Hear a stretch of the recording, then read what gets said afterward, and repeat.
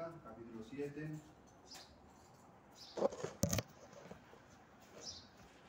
Vamos a estar mirando las Crónicas un poco, también vamos a estar mirando el Samuel, el primer libro de Samuel, un poco los Salmos y un poco de Jonás. La idea es poder compartir un poco de lo que es la oración para los creyentes. Hay testimonio de hombres que vivieron en la antigüedad que nos comparten cómo fueron sus vidas de oración. También, el Señor Jesucristo nos enseña en muchas ocasiones a cómo debemos de orar. Y está bueno porque es una de las maneras que podemos acercarnos a Dios. Los otros días conversaba con Iván. Iván es un siervo que vive en Melo, y yo le decía que me recordaba mucho su familia, la familia de Jonathan Edwards. Y él me decía, dice, qué impresionante, cómo Dios usó a esa familia. Y él me decía, dice, a pesar, dice, que el secreto está en la oración y en la lectura de la palabra de Dios.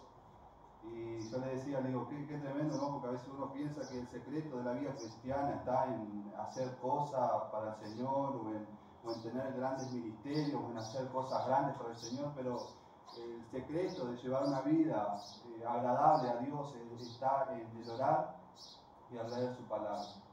Y Dios quiera que podamos ser creyentes de oración.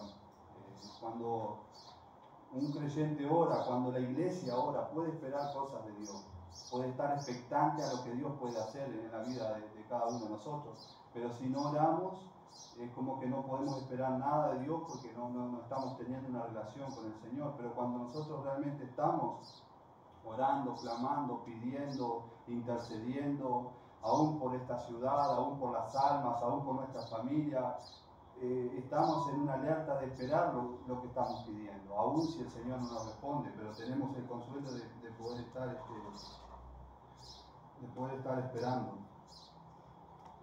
Y lo que voy a hacer no va a ser de tomar un pasaje específico, sino ir viendo cómo estos hombres de la antigüedad llevaban sus vidas de oraciones. Por eso me gustaría primeramente orar y después continuar con la exposición de las Escrituras.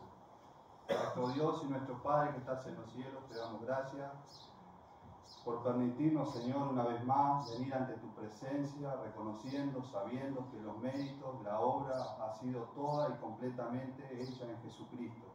Te damos gracias, Señor, porque gracias a Dios no depende de nada que nosotros podamos hacer para venir a ti en oración, Señor, y clamar a ti como hombres, Señor. Gracias porque te tenemos a ti en el cielo, Señor, y sabemos que en ti estamos más que seguros, más que guardados, más que protegidos, Señor.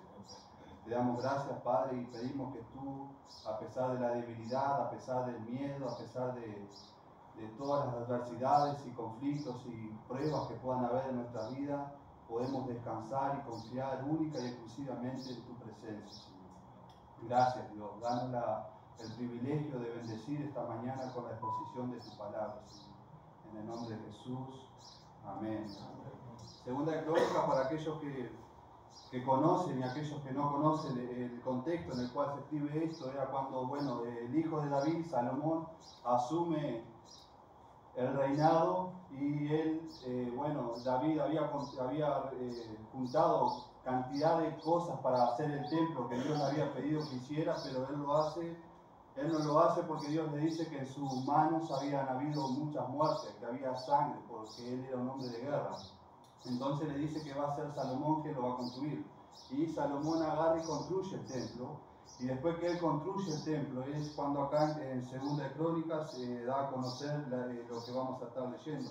Podemos citar Segunda de Crónicas, capítulo 7, versículo 14, que lo sabemos prácticamente de memoria y siempre nos acordamos de ese versículo que dice: si se humillare mi pueblo, sobre el cual mi nombre es invocado, y oraren y buscaren mi rostro, y se convirtieren de sus malos caminos, entonces yo iré desde los cielos y perdonaré sus pecados y sanaré su tierra. Ahora estarán abiertos mis ojos y atentos mis oídos a la oración en este lugar. Era lo que Salomón decía después de haber construido el templo, el cual Dios le había pedido.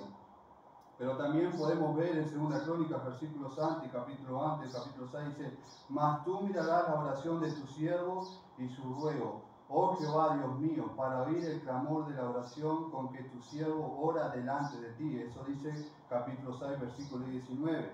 En versículo 23 del mismo capítulo dice: y tú oirás desde los cielos. Versículo 25 dice, y quiero que podamos notar esto, que constantemente está diciendo Salomón, dice: y tú oirás desde los cielos, en versículo 25, y perdonarás el pecado de tu pueblo Israel. Después en versículo 27 dice: tú lo oirás desde los cielos y perdonarás el pecado de tu siervo y de tu pueblo Israel. En versículo 30 también de este mismo capítulo dice: y tú oirás desde los cielos y desde el lugar de tu morada, y perdonarás y darás a cada uno conforme a su camino, habiendo conocido su corazón, porque solo tú conoces el corazón de los hijos de los hombres, para que te teman y anden en tus caminos todos los días que vivieres sobre la tierra, para que tú diste a nuestros padres. Versículo 33 de capítulo 6 dice: y tú oirás desde los cielos, desde el lugar de tu morada, y harás conforme a todas las cosas las cuales hubiéramos clamado a ti y a él extranjero. Lo que yo quiero que podamos notar en esto y que podamos ver es que nuestro Dios que está en los cielos nos escucha. La oración que tú hayas hecho esta mañana y que hayas presentado delante de Dios en oración, Dios la escuchó, aun si no te contestó lo que le has pedido. Dios, todas nuestras oraciones, no es que Dios está en el cielo, que está de una manera tan ocupado en la creación que Él ha hecho, en el universo, en todo lo que Él debe de tener como Rey y Señor de todas las cosas, que diga: yo no voy a escuchar a mis hijos porque estoy tan ocupado en las cosas que estoy haciendo y estoy tan falto de tiempo que no tengo tiempo para escuchar las peticiones de mis hijos, sino que acá nos da claramente que en varias ocasiones dice que Dios escucha la oración de su pueblo. Por eso cuando clamamos y venimos a Dios en oración y dejamos nuestras cargas delante del Señor, Él nos escucha. Y podemos estar seguros y tranquilos y confiar que hemos dejado nuestras oraciones no delante de un confesionario, delante de un papa o delante de un hombre, sino ante la presencia misma del Dios que puede revertir cualquier situación. ¿Recuerdan en Samuel cuando Ana, esta mujer, sierva de Dios, ora al Señor y clama a Dios y trae su angustia delante de la presencia de Dios? Y nos dice 1 Samuel capítulo 1 versículo 10, dice: y ella con amargura de alma oró a Jehová y lloró abundantemente. Versículo 11, hizo voto diciendo: Jehová de los ejércitos, si te dignares a mirar la aflicción de tu sierva y te acordares de mí y no te olvidares de tu sierva, sino que dieres a tu sierva un hijo varón, yo lo dedicaré a Jehová todos los días de su vida y no pasarán abajo por su cabeza. Recuerdan que Ana era esposa de Eliú, y también estaba su adversaria, la otra mujer de Eliú, que la afligía porque Ana no podía tener hijos. Y ella agarró, y esta aflicción cargaba en su alma, cargaba en su corazón, y ella agarró y decidió, nos dice el versículo 9, dice: y se levantó Ana después de que hubo comido y bebido en Silo, y mientras el sacerdote Elí estaba sentado en una silla junto a un pilar del templo de Jehová, es ahí que ella, cuando siente esta aflicción y este problema, el cual ya no podía más en su vida, el cual estaba afligiendo, el cual estaba realmente en una situación la cual quería la bendición de Dios para su vida, ella agarra y toma la decisión de ir a donde estaba el sacerdote Elías, y viene y derrama su alma delante de la presencia de Dios, y Dios en ese momento no le da un hijo, ni ella sale con un hijo en sus brazos, pero sí tenía la paz, la seguridad de que había puesto su situación, su problema, delante de la presencia de Dios.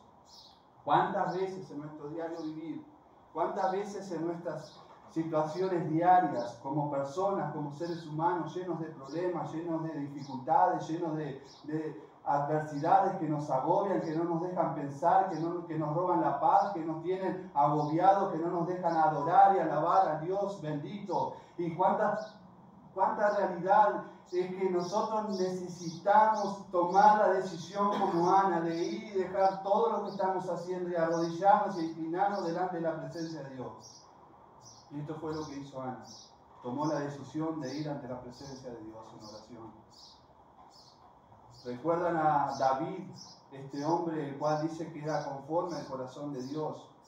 Uno mira, y si conoce un poco la historia, puede decir cómo un hombre como David podía ser conforme al corazón de Dios después de tantas macanas que se mandó y de tanta farra que hizo. Aún conocemos la historia cuando él pega con Betsabé, aún conocemos la historia cuando él huye de Saúl y por causa de él mataron a los sacerdotes, y aún vemos como David huyendo en su vida de Saúl, vemos cuán gran mal trajo a la vida de Israel, pero aún así vemos en los salmos continuamente que él oraba a Dios constantemente, que él vivía en un espíritu de oración, clamando a Dios y exponiendo toda la angustia y todo lo que había en su corazón. Uno puede decir, yo debo de ir a Dios o tengo que ir a la presencia de Dios con palabras bonitas y dándole a conocer las grandes conquistas que hay en mi vida. Bueno, David nos muestra que no es así. Porque él muchas veces él decía que era débil. También decía David en sus oraciones, decía cuánta angustia hay en mi alma. Él también exponía su pecado y decía, Señor, ten misericordia de mí, líbrame de esta aflicción. Cuántas veces él iba a Dios diciéndole que los vecinos en los cuales donde él vivía le afligían día y noche por lo que él había hecho, y todo esto él exponía delante de la presencia de Dios. Y Dios le guardaba y le libraba. Muchas veces, a veces no tenemos palabras para darles a Dios de cosas bonitas y de agradecimiento. A veces lo que hay en nuestros corazones son angustias tremendas.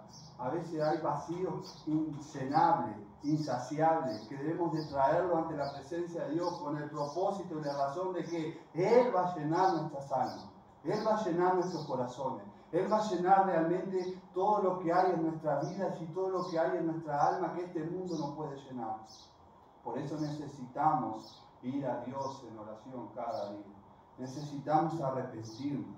Hermanos, yo les pregunto con temor en el corazón, ¿cuándo fue el último día que se arrodillaron delante de la presencia de Dios y clamaron a Él y le pidieron perdón por sus pecados? Hermanos, saben que en nuestras vidas constantemente estamos pecando contra Dios. Estamos siendo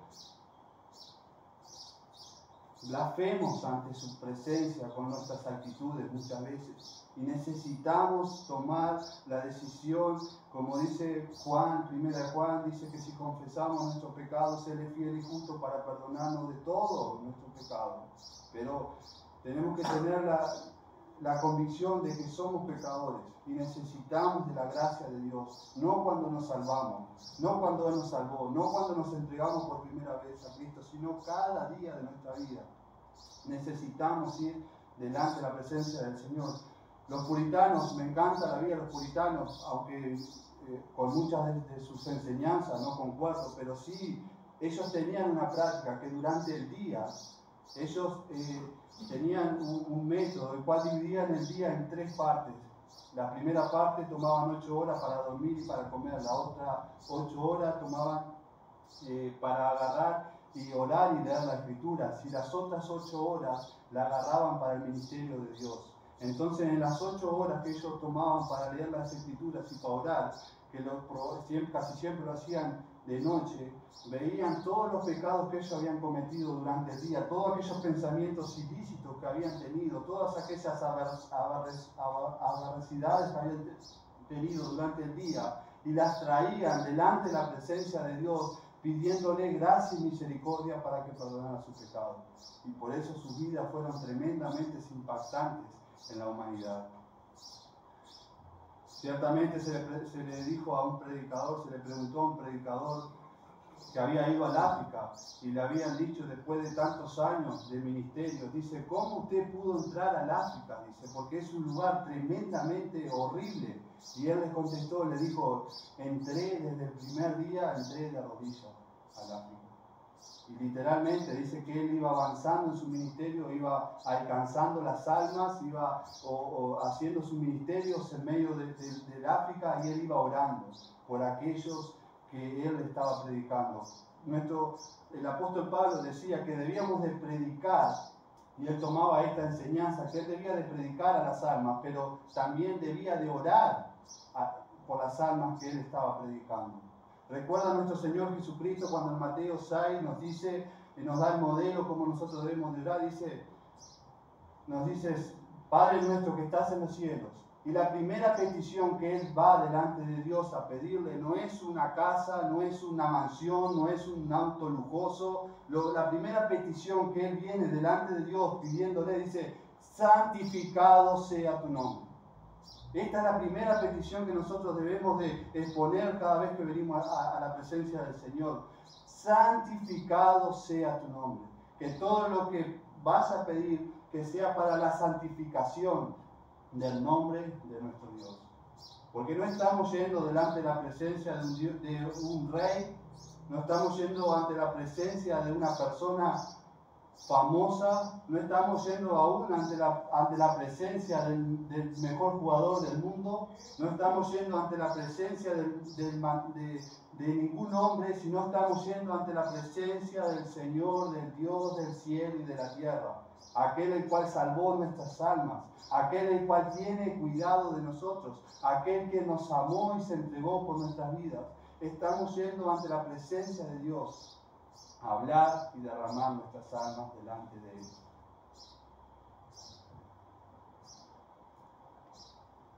Probablemente muchos de nosotros conocemos la historia de Jonás. ¿Recuerdan Jonás que Dios le da un mandato, le dice que tiene que ir a predicar a Nínive? Y bueno, él agarra y como había de esperarse, él no fue a Nínive ni quería saber nada con los propósitos y los planes de Dios. Él tenía sus propios sueños, sus propias decisiones, su propio camino, pero Dios tenía un ministerio para su vida y era de que fuera a predicar a la ciudad de Nínive. Recuerdan que Nínive era una ciudad tremendamente pecadora, impía, era como, podemos decir, como Sodoma y Gomorra. Y él tenía que ir a esta ciudad donde había mucha población, en Nínive, y él tenía que ir a esta ciudad y predicar sobre Dios. Y él agarra, y antes de ir a predicar a Nínive, agarra y se va para el otro lado.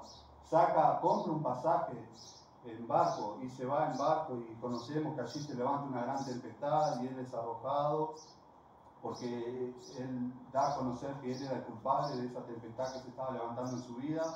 También vemos como la dureza del corazón del hombre, como a veces nosotros como hombres esperamos ante la última situación en nuestra vida, cuando la piola no está casi, que el agua nos está tapando los ojos, esperamos a cuando ya no tenemos más esperanza, no tenemos más a dónde ir, y muchas veces somos como Jonás y esperamos hasta el último momento para venir a Dios en oración. Gracias, hijo. Y bueno, y Jonás estaba en esto después que había sido arrojado del barco. Él después fue tragado por el pez. Y después que estaba en el vientre del pez, él agarra y dice estas palabras. Dice, entonces oró Jonás a Jehová, su Dios, desde el vientre del pez y dijo, invoqué mi angustia a Jehová y él me oyó. Desde el seno del Seol clamé a mí. Y desde el seno del Seol clamé y mi voz oíste. Vemos acá como Dios escuchó a Ana cuando estaba estaba frente a Elí, que era el sacerdote, que era la casa de Dios. Vemos como Dios escuchaba a David, aún estando perseguido en el desierto, aún siendo el rey de Israel, aún siendo un tremendo hombre que había cometido pecados con Betsabé, y él oró a Dios. Vemos también a Ruth cuando el edicto había sido de que mataran a todos los judíos que había en ese lugar. También vemos como Daniel oraba en Babilonia, y también vemos como Jonás oraba en el lugar más remoto que uno pueda esperarse, desde el vientre de un pez. Ahora la pregunta es, ¿por qué nosotros no oramos si tenemos la libertad de presentar nuestra vida delante del Dios, el cual puede resolver todas las situaciones de nuestra vida? Y si no lo hace, no puede dar la paz, la seguridad, la tranquilidad de que nuestros problemas están ante las mejores manos. Jonás lo hizo y entregó su angustia a Dios. Dice, versículo 3, me echaste a lo profundo en medio de los mares. Y sí que lo había echado a lo profundo de los mares. Dice, y me rodearon las corrientes, todas tus ondas y tus olas pasaron sobre mí. Entonces dije, desechado soy delante de tus ojos, mas aún veré tu santo templo. Versículo 5, las aguas me rodearon hasta el alma, rodeándome el abismo. El agua se engendró en mi cabeza, descendí a los cimientos de los montes. La tierra echó sus cerrojos sobre mí para siempre, mas tú sacaste mi vida de la sepultura. Oh Jehová, Dios mío, cuando mi alma desfallecía en mí, me acordé de Jehová. A veces no debemos de esperar a como lo hizo Jonás, que dice que cuando mi alma desfallecía en mí, me acordé de Jehová. Y mi oración llegó hasta ti en tu santo templo. Versículos 8. Los que ciegan vanidad ilusoria, su misericordia abandona. Mas yo con voz de alabanza te ofreceré sacrificio. Pagaré lo que prometí, la salvación es de Jehová. Este es el versículo, uno de los versículos más lindos que se encuentran en la Biblia. La salvación es de Jehová. No vale los méritos que podamos hacer, no vale el tiempo que nosotros pasemos estudiando la palabra para predicar a las almas, si bien es bueno que nos preparemos para predicar a las almas, no vale las obras que nosotros podamos hacer para poder traer almas a la iglesia, sino que la salvación es de Jehová. Dice, y mandó Jehová al pez y vomitó a Jonás de la tierra. Aquí vemos también cómo los animales le obedecen a la voz de Dios. Recuerda cuando la tempestad se levantó y Jesús estaba acostado en la barca y Jesús se levanta porque le dice el maestro, levántate porque perecemos, y él habla a la tempestad y la tempestad le obedece. Ahora si todo el universo, si toda la tierra, todos los animales, todos los árboles, todas las plantas obedecen al mandato de Dios, ¿cuántos debemos de ser como Pedro? Señor, sálvame. La oración más corta que se encuentra en la Biblia. Señor, sálvame. Señor, yo como persona, como hombre, como mujer, no tengo el razonamiento, no tengo las situaciones para salir de esta situación. Pero Señor, sálvame. Quiero que tú me salves. Que tú me salves del pecado, que me salves de una vida que no te agrade, que me salves de vivir indignamente ante tu presencia. Necesitamos decir la oración como dijo mi sobrino Benjamín cuando estábamos en la mesa. Señor, ayúdanos a creer más en ti. Hermano, quebrantó mi corazón esa oración. Un niño de 11, 12 años diciendo, Señor, ayúdanos a creer más en ti. Hermanos, necesitamos creer más en nuestro Dios. Necesitamos confiar más en la presencia y en la palabra de nuestro Dios, entregando nuestra vida en oración, yendo a Dios de rodillas, clamando en la presencia del Señor. Hermanos, les pregunto, ¿se le han dormido las rodillas clamando ante la presencia de Dios? ¿Se le han regado los colchones con lágrimas en sus cuartos ante la presencia de Dios? Bueno, Dios dice que si nosotros entramos a nuestro cuarto, cerramos la puerta y nos humillamos delante de su presencia, Él nos exaltará en público. La razón por la cual Dios nos está usando y nos está haciendo una bendición en la congregación es porque no estás orando al Señor y no estás tomando en serio la palabra de Dios, no estás tomando en serio que Dios es un Dios de santo, que Dios es un Dios de justicia, no estás tomando en serio que ante la presencia de Dios, aunque creamos y no creamos, un día vamos a estar delante de Él y vamos a dar cuenta por todo lo que estamos haciendo. Queramos realmente tomar en serio, y lo digo como un pecador más. Lo digo como una persona que cada día a veces me encuentro en mi mente pensando cosas que no debo. Como lo decía David, líbrame de los pecados de mi juventud. Dame un corazón limpio. Dame una vida que te agrade, que realmente lleve gloria y honra a tu nombre. Nuestro Dios es un Dios de gracia y de misericordia. Aún estando en Cristo y estando en los caminos del Señor, aún los pecados que nosotros hayamos cometido después de que hayamos conocido a Dios. Primera Juan nos dice que si confesamos nuestros pecados, Él es fiel y justo para perdonarnos. Y también nos dice que si alguno dice que no tiene pecado es mentiroso, porque todos pecamos y todos realmente desagradamos en una u otra vez a Dios, pero Dios es fiel y justo para perdonarnos. Si nosotros venimos delante de su presencia, arrepentidos, con un corazón que realmente le exalte y realmente si Dios ve que nosotros tenemos un corazón en el cual nos humillamos delante de Él. Dios ve todas las cosas y ve nuestras almas, aún ve nuestras aflicciones, ve las situaciones por las cuales estamos pasando. Algo también, hermanos, que yo quiero compartir y que no es en cuanto a la palabra, pero, hermano, yo veía la historia de Ana y es una mujer. Y si bien el Señor nos dice, Pablo nos dice que la mujer debe ser sujeta al varón y que debe de silenciar en la congregación, pero hermanos, las mujeres que son madres, que son padres, las mujeres que sirven a Dios en sus hogares, las mujeres que claman a Dios en oración, tienen mi respeto. Realmente es una labor muy sacrificial y hermanos, yo tengo 6 hermanas. Todas ellas son madres, veo madres en las congregaciones, veo madres que son padres a la vez. Y realmente elogiemos las virtudes de las damas de nuestra iglesia.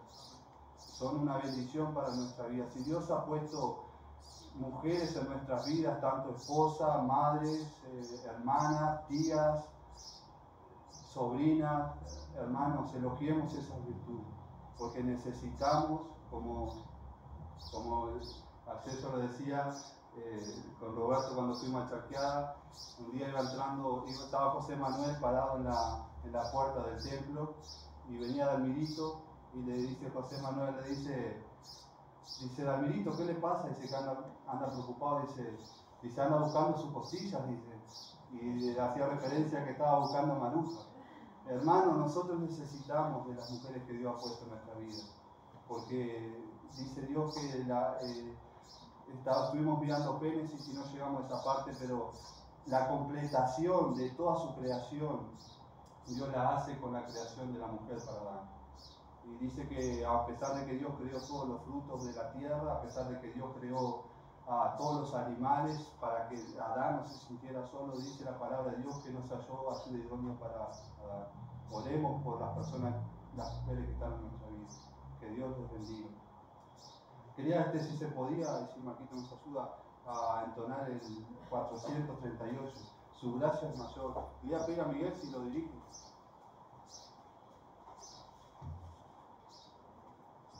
¿El 400? 438, acá te lo dejo, su gracia.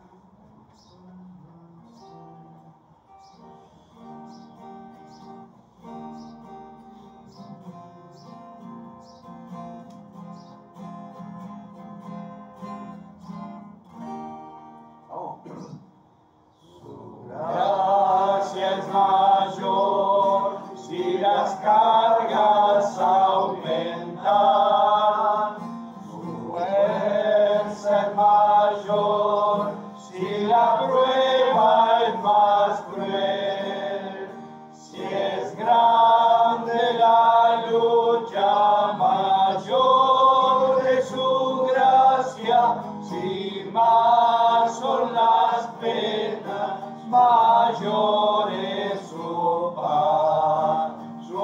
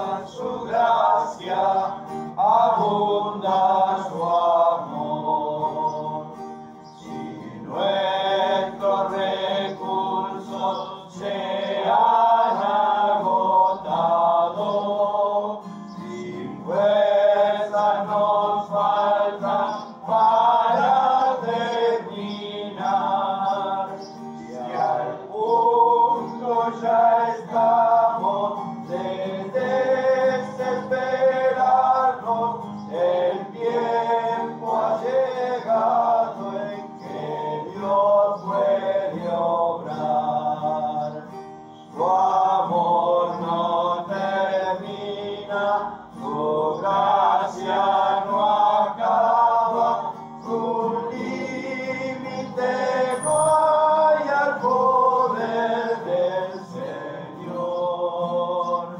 Fuerte sus inmensas riquezas en gloria, abunda su gracia, abunda su amor. ¿Terminamos orando? Sí. Sí, gloria a tú, Dios. Señor y Dios, Padre, únicamente debemos tener palabras de gratitud para contigo, Señor. ¿Cuántas veces pedimos que tú levantes obreros para tu reino? Y tú lo estás haciendo, estamos viendo esta realidad en este templo, en esta iglesia, en esta localidad donde tú nos has puesto. Gracias por la vida de estos jóvenes que se están levantando como Diego, Señor, como Felipe, como Miguel, como Marco, como Leo. Tantos hermanos jóvenes que están compartiendo tu palabra. Tremenda la enseñanza que tú nos has dado, porque fuiste tú orando a través de su vida, la vida de Diego, Señor. Tremenda la enseñanza que tú nos diste. A través de ella nosotros podemos ver cuánta necesidad tenemos de tu palabra, de ser llenos de tu espíritu. Cuánta necesidad y cuánta verdad tú nos has hablado, Señor. Cuánta necesidad tenemos de meditar en tu palabra y de orar. El ejemplo más claro tú lo has dado a través de tu palabra. Estos hombres que mencionó el hermano, Señor, y aún más. Danos esa devoción, Padre. Danos el querer como el hacer. Porque eso solamente puede provenir de ti. Somos infieles, somos pecadores y muchas veces queremos y tenemos la disposición de hacer eso que tú hoy nos has enseñado. Pero inmediatamente al irnos de este lugar, Señor, nos olvidamos y ponemos otras cosas antes que esas que tú nos has indicado que hagamos. Ayúdanos, Padre. Necesitamos de ti. Necesitamos de tu palabra para crecer espiritualmente. Para que seamos realmente llenos de tu espíritu y hacer de lo que es de tu voluntad. Padre, háblanos. Ya nos hablaste hoy, háblanos. Sigue haciéndolo a través de tu palabra, Señor, en el correr de esta tarde. Sigue acompañándonos, Padre, porque también ha sido clara tu enseñanza. Tú estás permanentemente con nosotros. Y ayúdanos, Señor, así tenemos este tiempo de oración, también tener ese tiempo de espera, porque tus tiempos no son los nuestros. Gracias, Padre, porque tú escuchas las oraciones de tu pueblo. Gracias por habernos hecho parte del cuerpo de Cristo, habernos hecho tus hijos. Gracias por el sacrificio de Jesús allí en la cruz del Calvario. Y gracias por esa fe que tú una vez nos diste y somos parte de ese pueblo elegido por ti. Ayúdanos también a compartir este evangelio, estas buenas noticias para con este pueblo donde tú nos has puesto, Señor. Ayúdanos a llevarlo a nuestras familias, esa inquietud tan grande que tenemos cada uno de nosotros. Obra en sus vidas, así como tú obraste en vidas tan dignas como la de nosotros. Dejamos todo este tiempo, nuestras vidas, nuestras peticiones, tú las conoces porque cada día, seguramente cada día las traemos ante tu trono de gracia. Las dejamos en tus manos y ayúdanos a esperar, a confiar en ti, que tú un día obrarás conforme a tu gracia y a tu tiempo. Gracias, te alabamos y te adoramos en el bendito y sagrado nombre de nuestro Señor y Salvador Jesucristo. Amén. Nos quedó el versículo que nos radiamos porque Roberto lo quiere decir. 7:14. Ah, ese sí lo sabe.